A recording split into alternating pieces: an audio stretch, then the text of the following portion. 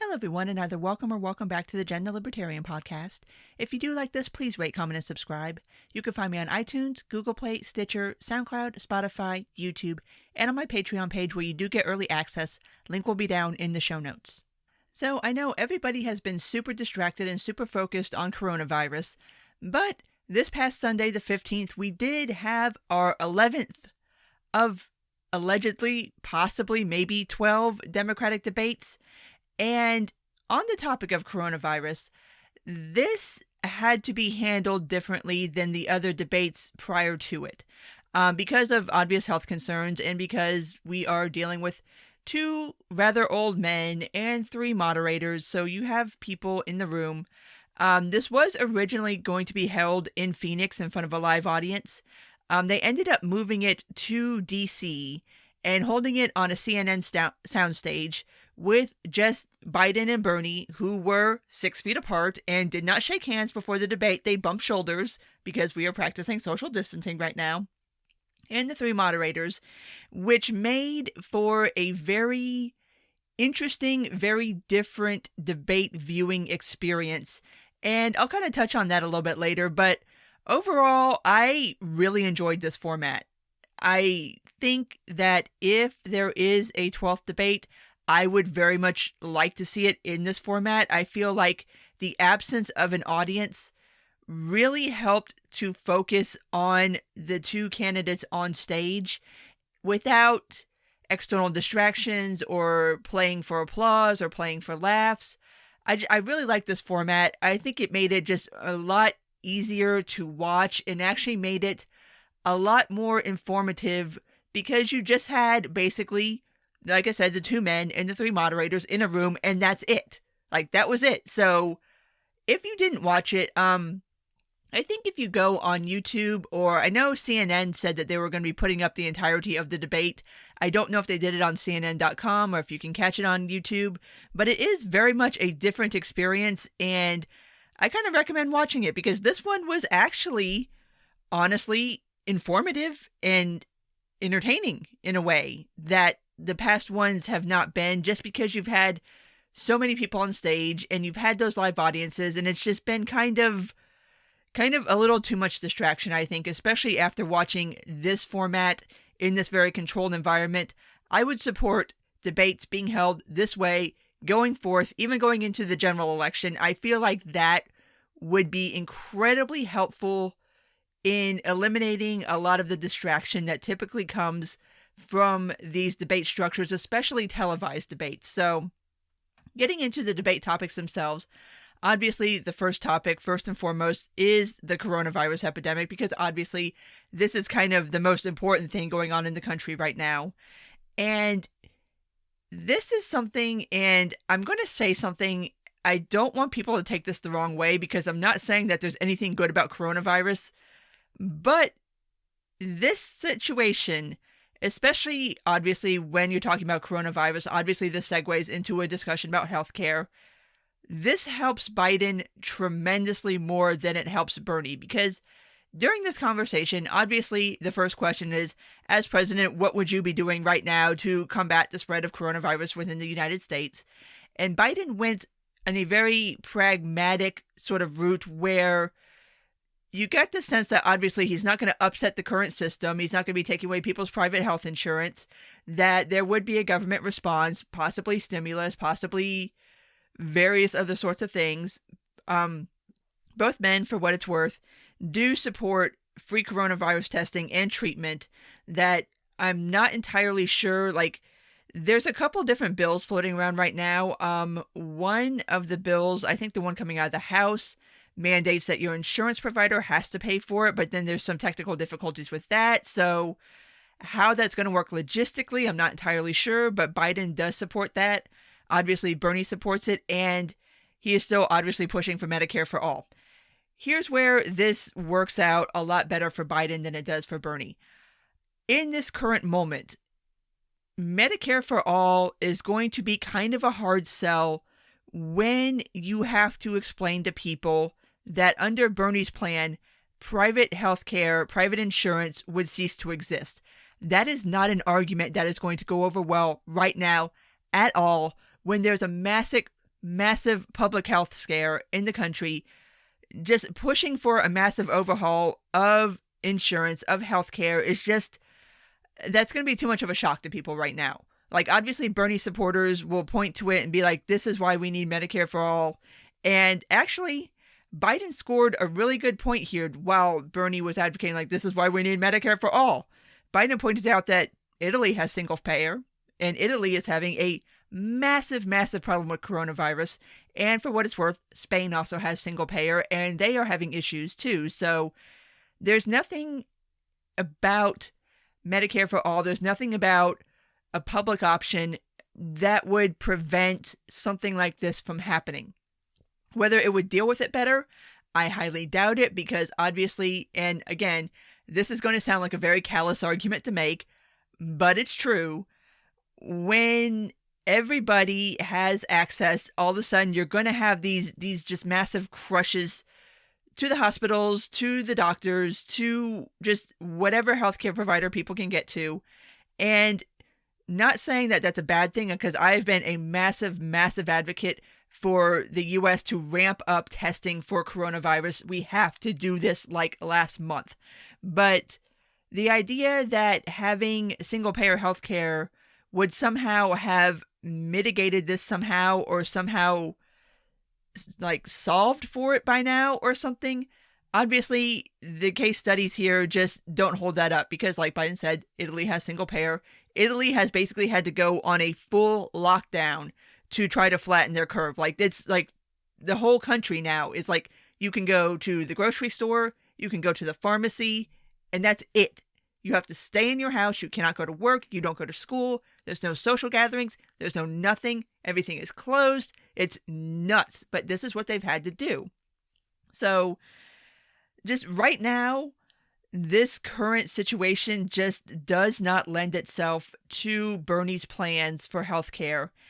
And during the discussion and the questioning about what you would do as president for coronavirus, Biden just seemed a lot more nimble in being able to answer the question, because Bernie, obviously, I've said this before, I'll say it again, every time you want to make an argument about damn near anything on the planet, Bernie will manage to bring about Medicare for all. Like, he's got his talking points, and that's it. And there's not a lot of flexibility and mobility in Bernie's message that allows for adaptation to current, very fast-moving events. And to me, that was abundantly obvious in watching this section of the debate, that it's just not there. Like, he can't pivot. He can't pivot as well as Biden can. And this is also another one where perhaps the lack of audience kind of hurt Bernie a little bit, because obviously Bernie, a lot of times, I think, plays to an audience. He plays for applause. He's feeding off of people. And whereas Biden is the exact opposite, where people point out that he can do very good in like very controlled environments, like prepared speeches and stuff like that. But when you start getting him in front of people, he starts getting flustered. He starts getting angry. That's when you start getting these flubs and him telling people that they don't know shit and calling them fat. So this format, I think, did help Biden a lot more than it helped Bernie. And I think it really exposes a lot of the weaknesses that a Bernie Sanders campaign has, and what possibly a Bernie Sanders presidency would have. Because if you can't bend here, if you can't pivot, if you can't take your message and adapt it to the current environment, I mean, how are you going to do this with policy? I mean, you can't just have set policy and be like, okay, that's it. Like, it's just, there was a distinct difference between the two men. And like I said, this part of the debate really, really showed it. There was one question posed to both men about deploying the military to fight coronavirus, like within the United States, which left me scratching my head a little bit, because the only military that can be deployed within the United States would be the National Guard, and there are some states. I know Texas has. I think Jersey has mobilized their National Guards to assist in coronavirus treatment, testing, setting up facilities, stuff like that. But the question was about the military writ large, and both men were like, yes, I would. And I was just like, I don't understand what this question means. I don't know if they entirely understood what the question meant. But yeah, just a super weird question for me to have thrown in there.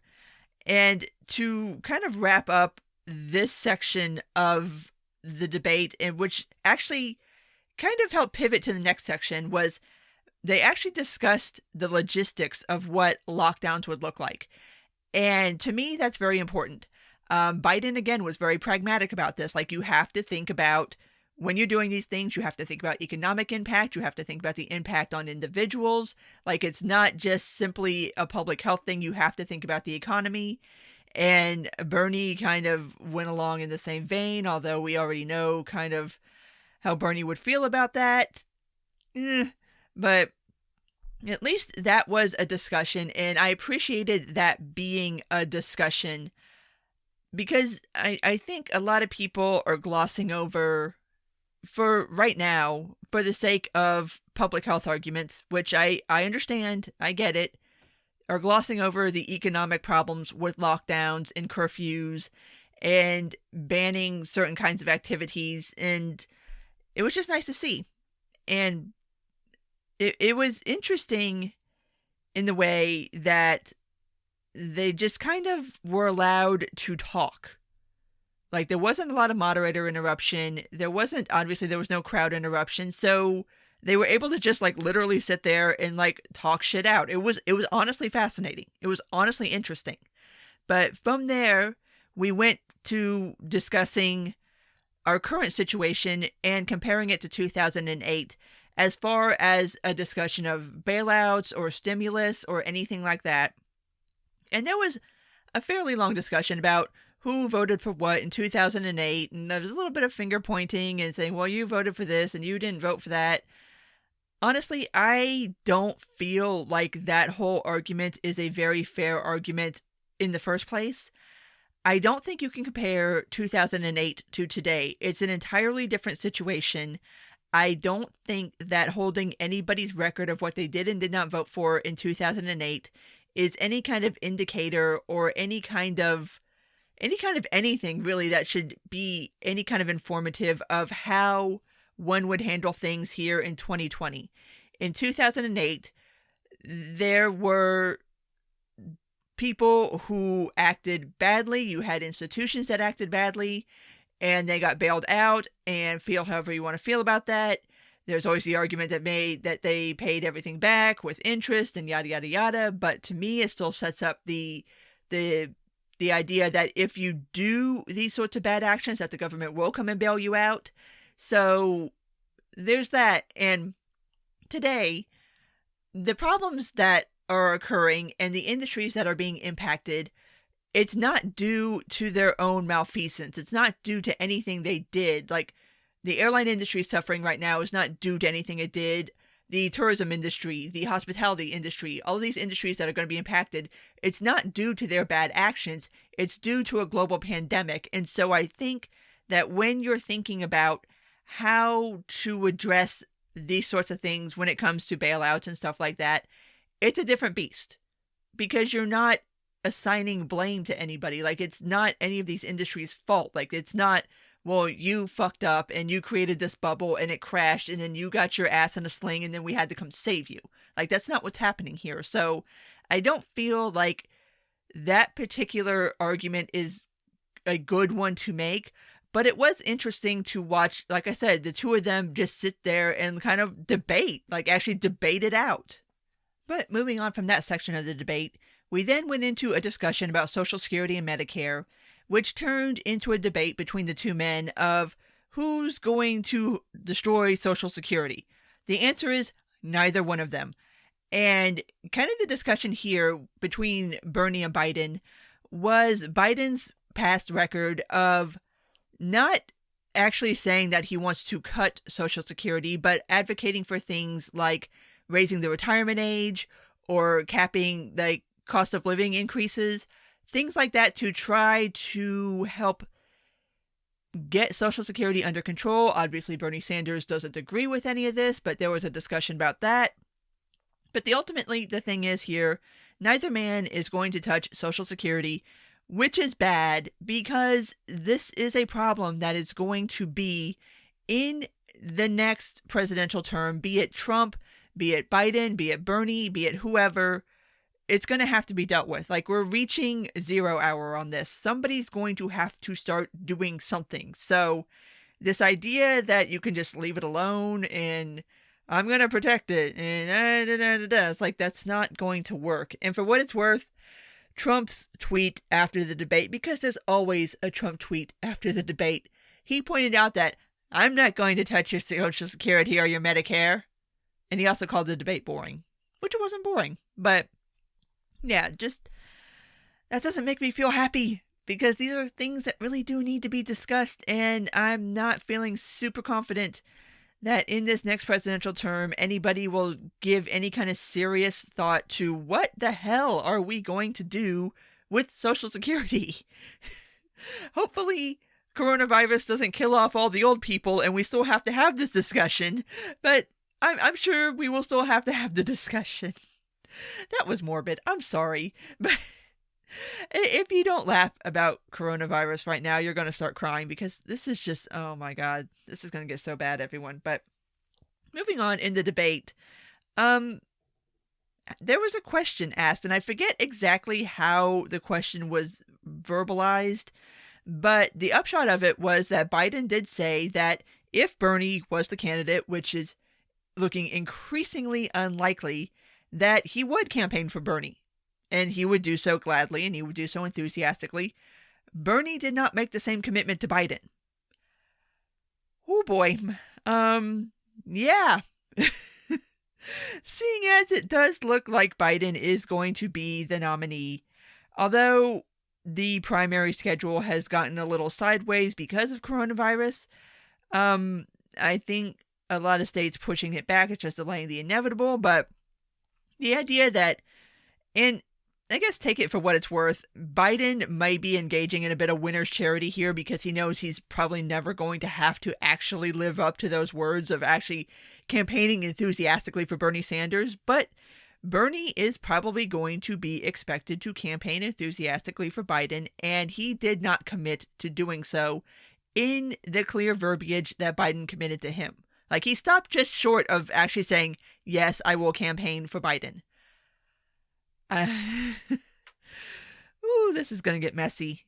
And for what it's worth, at this point, little side note, Bernie does not have any plans on dropping out anytime soon, which means he's going to take this to the convention. Bet. Watch. The kind of the most notable thing that came out of the debate was another thing that Biden did hardcore commit to, which was that, first off, he doubled down on his commitment for nominating a black woman to the Supreme Court, and he also committed to picking a woman as his VP pick, which he had not done that before. He had not publicly said and committed to saying, I will pick a female as my vice presidential pick. Rumor mill has it right now that Klobuchar is getting looked at for that. Obviously, this is incredibly premature. We're still in March. And like I said, primaries are getting pushed back due to coronavirus. So when exactly a VP announcement would be made, I don't know at this point. In fact, I don't even know when we're having conventions at this point. That's even up in the air. There's a lot of things up in the air because of our current coronavirus situation. But he did commit to choosing a woman as his VP pick. So we will have a gender blended Democratic ticket. So there's that. It's just, I was like, oh, wow. Okay. Moving on though. Finally, if you've listened to any of my debate recaps, you have heard me bitch time and time and time again that there's not been a discussion on immigration. Finally, for the love of God, we had a discussion on immigration. Glory, hallelujah. And there were actually some valuable tidbits to be had from this conversation on immigration. Biden flatly committed to only deporting convicted felons as president. So that would mean that DACA recipients would be safe, provided they don't become convicted felons. People that are here undocumented, provided they're not convicted felons, would be able to stay. They would not get deported. And there was talk of creating immigration reform and creating a path to citizenship, and both men advocate for this. Both men support it, and obviously so do I. I mean, we've got to get this figured out on the congressional level, guys. Like this ad hoc executive branch shit has got to stop. Congress has got to sit down. They've got to do immigration reform. They've got to figure out what the fuck we're doing. We have to figure out a pathway to citizenship for people that are here. Like, this is a no-brainer. So I was happy to have this conversation and to hear Biden commit to that. Obviously, Bernie feels much the same way because he does have very good views, honestly, on social issues, and he is also very good on war issues, and Bernie does deserve credit for that. As shitty as his economic policies are, especially his domestic economic policies, I mean, he is good on some things. And hey, give him a round of applause. Like, he's been on the right side of history on the Iraq war vote. He's been on the right side of history on a couple of criminal justice issues. So there is that. And both men also flatly said no to whether they would support local police departments turning over undocumented people to ICE. Which, good. You know what? ICE can go do their own fucking job. Stop expecting local PD to do your job. Fuck you. Abolish ICE anyway. Just get rid of ICE. But that was nice to hear both men say that basically I'm not going to expect the local PD to do ICE's job for them. That was good. I like that. And so we finally had a conversation about immigration. Not as long as I would like, not as comprehensive as I would like, but at this point I'll take it because it's better than nothing. And then to wrap up the debate, of course we had to touch on climate change, which, honestly, if you've watched any of these debates, if you've watched any of the climate change discussions, there was nothing new to be discussed here. The one thing I did find super notable is that at no point in this debate was the word nuclear uttered once in a climate change debate. And that's nothing new. And I have been highly critical of this in that if you are discussing climate change, if you are discussing alternate forms of energy, and you are not putting nuclear on the table, I am not taking you seriously as somebody who is really sitting down and thinking about what we can do to reduce emissions, what we can do to affect climate change, what we can do to move to cleaner sources of energy.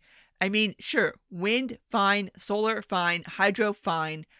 I don't think any of those technologies are to the point where they are going to be able to provide the kind of energy that this country is going to need, both just on scale and demand. I mean, this is a very large country. We use a lot of energy. And some of these solutions that work for smaller countries that have less people and maybe use less energy, cool, that's fine for them. I just don't see how it's going to scale for the United States. Nuclear can. So unless you're putting that on the table and having that discussion, I'm sorry, I'm not taking you seriously. You're leaving one of the best options off the table in order to pursue lesser options that are not going to meet the needs of this country. And so I don't fuck with you. So, but like I said, everything else in that conversation, like if you've watched any of these debates, I mean, climate change has been discussed over and over and over and over and over and over again, and the Green New Deal has been discussed to death, and so there's nothing new here. So, anyway, overall, like I said at the beginning of this, I genuinely liked this debate. I thought this was good. Like, and especially coming off the last debate that was just an absolute fucking dumpster fire. Like, oh my God.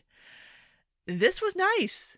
This was refreshing. And I do think that obviously only having two people on stage helps. Like I said, I think not having an audience helped tremendously. I think keeping this a small, intimate affair really helped keep the focus on the candidates. And I have to give a round of applause to the moderators. Let's see, we had Jake Tapper and Dana Bash from CNN and Ilya Calderon from Univision, they did a fantastic job. And it was kind of a tale of two debates, because in the last debate, you had less of a moderator not less of a moderator presence, but basically everybody on stage was just running all over the moderators. It's like they might as well have not even been there. This was a situation where you had three people who were very, very good at their jobs and knew when to talk and also when to kind of sit back and let the candidates talk. And there were stretches of time, like 5, 6, 7 minutes, where the moderators did not interrupt at all. They just let them go. They just let them talk. And there were time restraints put on things. Like there was, at the beginning of every debate, they say, okay, you have X amount of time to answer this question, and you have Y amount of time for rebuttal. But as the debate wore on, that kind of got put to the side, and not because either candidate was just running all over the moderators. It's just the moderators sat back and were like, you know what? Let them debate. Just let them debate. And that, I think, made for a really good viewing experience, because you got a really good idea of the differences between the two men. So, big round of applause to the moderators on this one for not losing complete control of the debate and allowing the debate to be a debate. So, good job to them. My winner for the debate, and this should be no surprise, was Joe Biden. I mean, it's just... And that's not to say that I like Joe Biden or support Joe Biden, but in this moment, in this particular time that we are in this country, having somebody like Joe Biden, who everybody kind of knows, everybody's kind of like, oh, it's Joe, we know Joe, he's an alright guy, he's what passes for a centrist now, which the Overton window has moved so far to the left that, I mean, the things that Biden supports, like 5 years ago, would not be considered centrist, but it is centrist now in comparison to Bernie Sanders, which is now the only other option. And I think that if somebody were watching that debate and they were going into the Democratic primary and they're trying to figure out, okay, who do I want to support? I really think that Biden would win that person's vote, because he just kind of came off as just like the nice, pragmatic guy. It's like, I don't want to change all the things. I don't want to upend everything. I don't want to take your health care. I don't want to do this, that, and the other. I just kind of want to keep things running. I want to keep things smooth and simple and borderline boring. And at this point, I think that is going to resonate with a lot more people than Bernie Sanders kind of wanting to burn the whole thing down. So, yeah, I think Biden really came out on top of this one. Like I said, primaries are kind of up in the air right now. As I am recording this, which is on the 17th, Florida is actually having their primary today. Amazingly enough, Ohio did end up delaying theirs, but I'll cover that a little more in the weekly roundup. But we are having primaries today. Where primaries stand after this, I'm not sure. There is supposed to be another debate in April, but again, due to coronavirus, scheduling for things is just very fluid. Things are getting pushed back. I don't know as if they would cancel that debate, but I don't know like date and time and location and how that would be handled. This all remains to be seen. Like this is just a very, very weird time in this country, very unprecedented. There's a lot of things up in the air, and just that alone, I think, works in Biden's favor a lot better, because he looks like a more stabilizing force than Bernie. So, anyway, that is my recap of the 11th Democratic primary debate. If there is a 12th, I will obviously do that too, just for the sake of completeness of this project. And hopefully we'll all still be here. And we won't all be dead. I don't think we'll all be dead. I think we're going to be fine. I think it's not going to be nothing, but Lord. Anyway, we'll talk about that more on the weekly roundup, because that's a little beyond the scope of this one. So if you did make it this far, as always, thank you for listening. And if you do like this, please rate, comment, and subscribe. You can find me on iTunes, Google Play, Stitcher, SoundCloud, Spotify, YouTube, and on my Patreon page. Take care, and until next time.